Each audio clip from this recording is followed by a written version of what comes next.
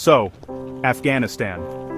For most people, that word conjures up a very specific set of images, right?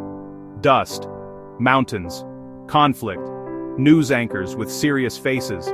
It's the place that's been on the breaking news ticker for basically my entire life. We're told it's complicated, a graveyard of empires, a problem with no solution. And look, they're not entirely wrong. But boiling down a country of 40 million people to a single grim headline is like describing New York City as just rats and traffic.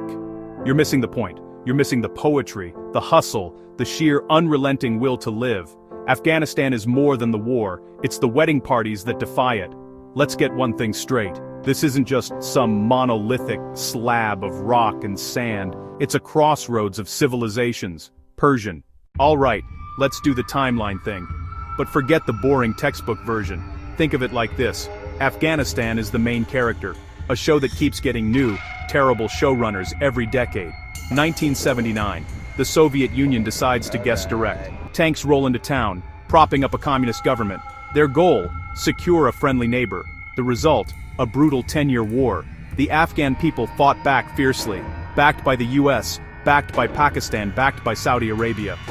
These fighters were called the Mujahideen, holy warriors. It was Rocky IV, but with real-world consequences. Fast forward to 1989, the Soviets, bruised and broke, pack up and go home. Victory? Not exactly. Like parents leaving and the kids throw a party that destroys the house. The Mujahideen immediately turned on each other. Civil war erupted. Kabul became a war zone. Rockets rained down on neighborhoods. The country tore itself apart from the inside. Enter the Taliban in the mid-1990s, a group promising one thing: order, at any cost. Mostly young Pashtun men, educated in religious schools in Pakistan, tired of warlords and corruption.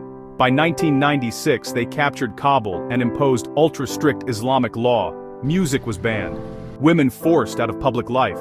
Women denied education. Women confined to their homes. For some, relief from the shelling. For many, a suffocating nightmare. Then, 9/11. In 2001, Al-Qaeda, sheltered by the Taliban, attacked the United States.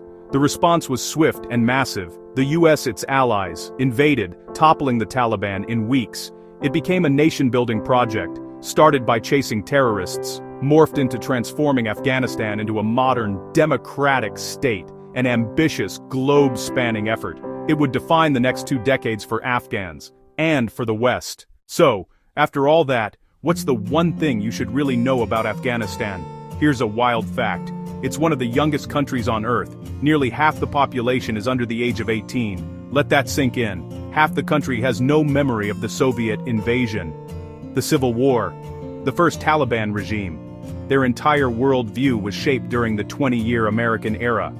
They grew up with smartphones, social media, and the idea that girls should be educated. Now, this massive generation is living under a regime whose ideology is completely alien to their life experience. This youth bulge is Afghanistan's biggest challenge, and its greatest, perhaps only source of hope. It's a demographic time bomb. Millions of young, restless people with no jobs, limited education, fading prospects. They feel the economic collapse most acutely. Their dreams of becoming doctors have been put on indefinite hold. Programmers, artists, their energy and ambition have nowhere to go. A pressure cooker of frustration simmers beneath the Taliban's enforced calm, but flip that coin. This generation is resilient, connected, incredibly resourceful. They haven't forgotten what they learned. They haven't unlearned their ambitions. They continue their education online, using VPNs to access a blocked world. They are starting small businesses, helping their families, finding quiet ways to resist the erasure of their culture and future. They are the silent majority, a generation that tasted a different life and won't let that memory die. Their potential, if unlocked, is the only realistic way to rebuild the country from the inside out. Look, it's easy to be cynical. The situation is grim, the headlines are depressing, but despair is a luxury Afghans cannot afford. The story of Afghanistan is not over. It is written every day in small acts of defiance and courage. A teacher holding a secret class for girls in her home, a doctor working for free at a crumbling clinic, a family sharing their last piece of bread with a neighbor. These aren't grand gestures, but they are the threads of hope holding society together. The future is uncertain, but it will be determined by this young generation. The world may have moved on, but the people of Afghanistan are still there. Still living. still dreaming, still fighting for a normal life. Their story is a testament to human endurance against impossible odds.